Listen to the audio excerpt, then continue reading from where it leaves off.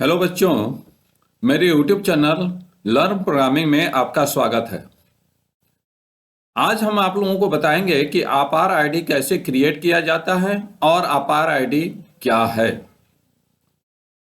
तो बच्चों, आजकल अपार आईडी की चर्चा चारों तरफ है। स्कूल, कॉलेज और सरकार भी पढ़ने वाले बच्चों को अपार आईडी बनवाने के लिए बार बार कह रही है। अपार का full form automated permanent academic accounts registry है। यह आधार के ही जैसा है। 12 अंकों का यूनिक आईडी है जो प्रत्येक पढ़ने वाले बच्चों को होना चाहिए। नेशनल एजुकेशन पॉलिसी 2020 में इसे आवश्यक कर दिया गया है। इससे पढ़ने वाले बच्चों का एकेडमिक प्रोग्रेस और एजुकेशनल मैनेजमेंट उनके लर्निंग जर्नी के दौरान उचित तरीके से मदद किया जा सकता है। इससे अपने उद्देश्यों जैसे डिजिटाइजेशन कहने का मतलब है कि अपार आईडी की मदद से सरकार के पास पढ़ने वाले सारे लोगों का डाटा हो जाएगा, तो उनके पढ़ाई के अनुसार नौकरी देना आसान हो जाएगा। दूसरा है पर्सनलाइजेशन लर्निंग।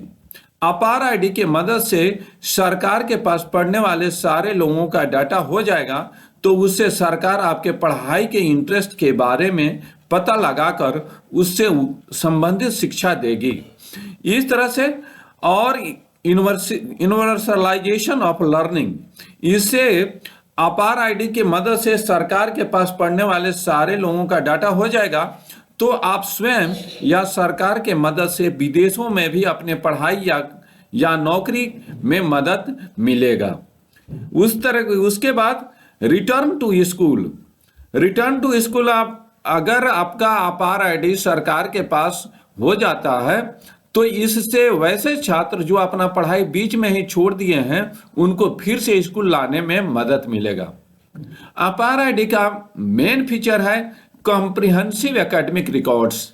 कहने का मतलब है कि आपने अभी तक जो भी पढ़ाई किया, जहां भी किया, जैसे भी किया, उस सारा रिकॉर्ड आपका अपार आईडी रीस्टोर करके रखेगा। ठीक है ना।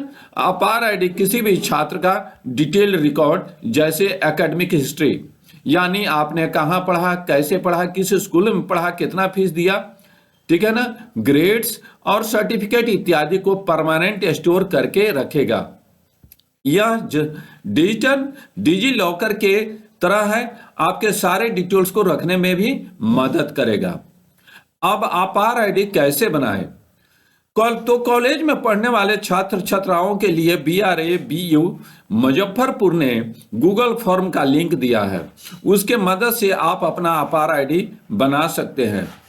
फॉर अपार ID creation, those who have not for bulk अपार आईडी क्रिएशन, यानी यूनिवर्सिटी कह रही है कि अगर आप अभी तक अपना अपार आईडी क्रिएट नहीं किए हैं, तो आप इस लिंक को अपने ब्राउजर में कॉपी पेस्ट कीजिए।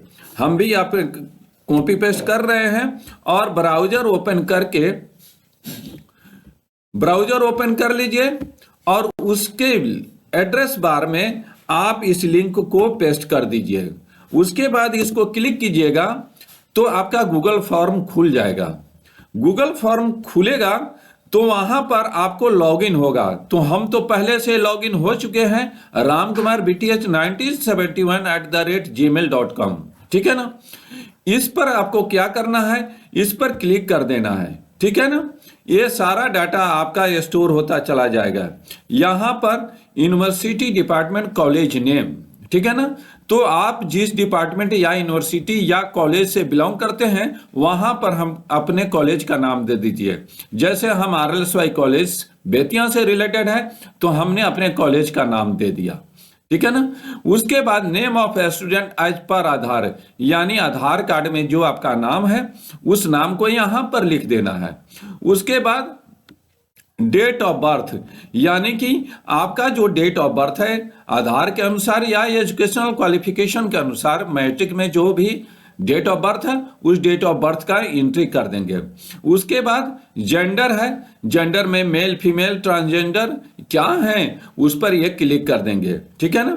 उसके बाद आप अपना आधार नंबर यहाँ पर दे देंगे, जो आपके पास आधार है उसका नंबर दे देंगे, और उसके बाद मोबाइल नंबर यानी कि आपके आधार से जो लिंक मोबाइल नंबर है उसको भी दे देंगे।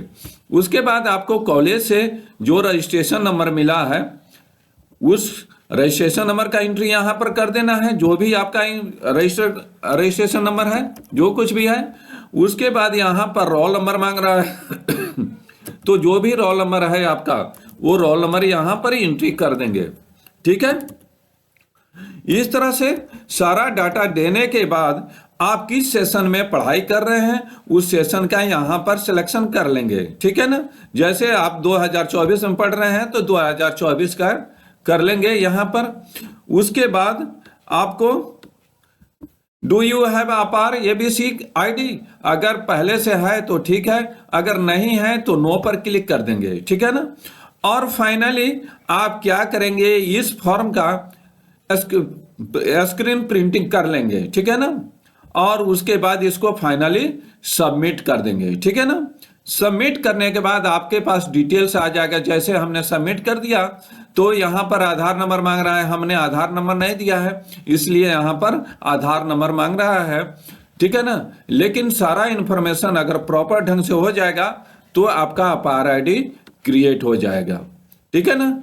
इस तरह से आपको अपने अपार से संबंधित सारे वर्क इजी हो जाएंगे। और आजकल कॉलेज में एडमिट कार्ड के लिए आपका अपार आईडी मांगा जा रहा है, ये भी काम आसान हो जाएगा, ठीक है। फिर मिलते हैं नेक्स्ट क्लास में। और नेक्स्ट सूचना के लिए हमारे चैनल को लाइक कीजिए, सब्सक्राइब कीजिए और दोस्तों के बीच में शेयर कीजिए। धन्यवाद।